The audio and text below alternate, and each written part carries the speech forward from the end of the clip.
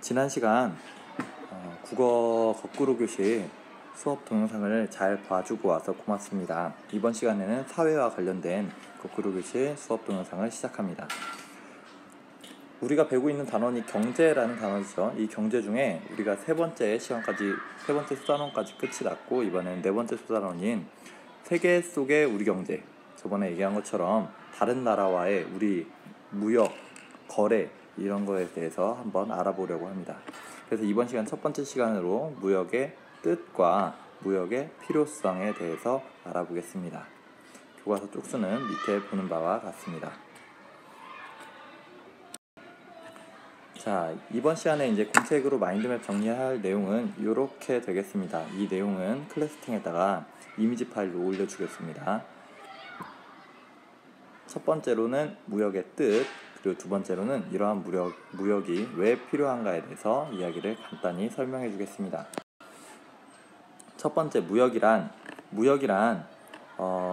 세 가지 조건이 돼야 돼요. 첫 번째는 나라 간에 사람과 사람이 개인적으로 거래를 하는 것을 우리는 무역이라고 하지 않아요. 나라 간에 하는 것을 우리는 무역이라고 합니다. 이 무역을 할 때 서로에게 필요한 것을 합니다. 서로에게 필요 없는 것을 굳이 할 필요가 전혀 없겠지요. 그리고 세 번째, 사고 파는 것을 우리는 무역이라고 합니다.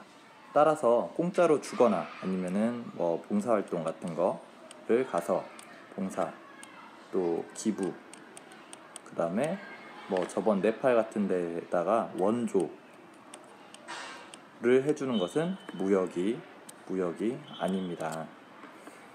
무역이라는 것은 다시 한번 나라 간에, 그리고 두 번째 서로 필요한 것을, 세 번째 사거나 파는 일을 우리는 무역이라고 합니다. 이런 무역은 왜 필요할까요? 첫 번째는 서로 가진 게 달라서 그래요. 어떤 나라 같은 경우에는 뛰어난 자연 환경을 가지고 있어서 관광 자원이 많은 곳이 있습니다. 그럴 때는 관광 자원을 무역하기도 하죠. 또 그 다음에 자본. 관광 자원을 무역한다는 것은 내가 가지고 있는 훈민정음 원본을 판다는 게 아니고, 그런 것을 관광 상품으로 만들어서 다른 사람에게 소개해주거나 관광을 시켜준 대가로 돈을 받는 걸 말하는 거예요. 오해하지 않기 바랍니다.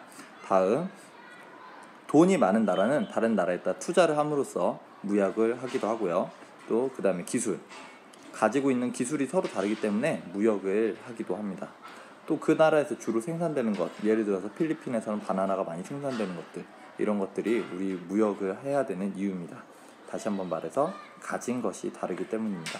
자, 두 번째는 가진 것이 같은 나라끼리도 서로 무역을 하기도 합니다. 왜냐하면 이익을 얻기 위해서입니다. 나라마다 서로 잘할 수 있는 게 다르겠죠.